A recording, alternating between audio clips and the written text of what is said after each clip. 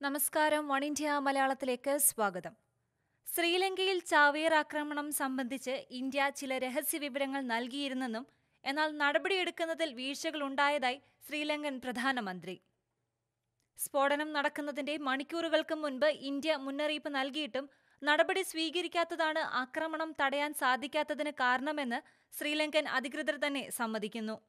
കൊളംബോയിലെ ആദ്യ സ്ഫോടനം നടക്കുന്നതിന് 2 മണിക്കൂർ മുൻപ് ഇന്ത്യൻ രഹസ്യാന്വേഷണ വിഭാഗം ശ്രീലങ്കൻ രഹസ്യാന്വേഷണ വിഭാഗത്തിന് കൃത്യമായ മുന്നറിയിപ്പ് നൽകി.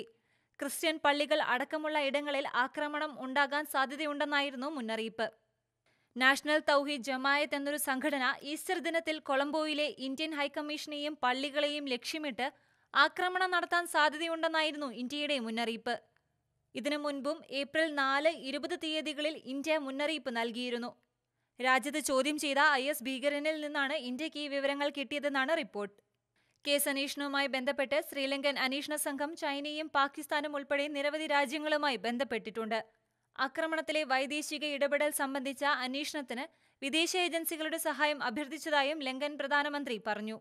കൊളംബോ സെന്റ് ആന്റണീസ് കത്തോലിക്ക പള്ളി, നെഗംബോ സെന്റ് സെബാസ്റ്റ്യൻസ് കത്തോലിക്ക പള്ളി, ബട്ടിക്കലോവ സിയോൻ പ്രൊട്ടസ്റ്റന്റ് പള്ളി എന്നിവിടങ്ങളിൽ രാവിലെ 8:45 ഈസ്റ്റർ തിരുക്കർമ്മങ്ങൾക്കിടയിലായിരുന്നു സ്ഫോടനം നടന്നത്. തൊട്ടുപിന്നാലെ കൊളംബോയിലെ ഹോട്ടലുകളിലും ചാവേറുകൾ പൊട്ടിത്തെറിക്കുകയുണ്ടായി. അതേസമയം ആക്രമണവുമായി ബന്ധപ്പെട്ട് പ്രധാനമന്ത്രി റെനിൽ വിക്രമസിംഘെയും പ്രസിഡന്റ് മൈത്രിപാല സിരിസേനയും തമ്മിൽ വാക്പോര് നടന്നു.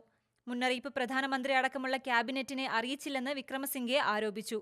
എന്നാൽ സിരിസേന ഇക്കാര്യം അറിഞ്ഞിരുന്നോ എന്ന കാര്യത്തിൽ വ്യക്തത വന്നിട്ടില്ല. ആക്രമണത്തിന്റെ ഉത്തരവാദിത്തം IS ഏറ്റെടുത്തിരുന്നു. News desk, one India Malayalam.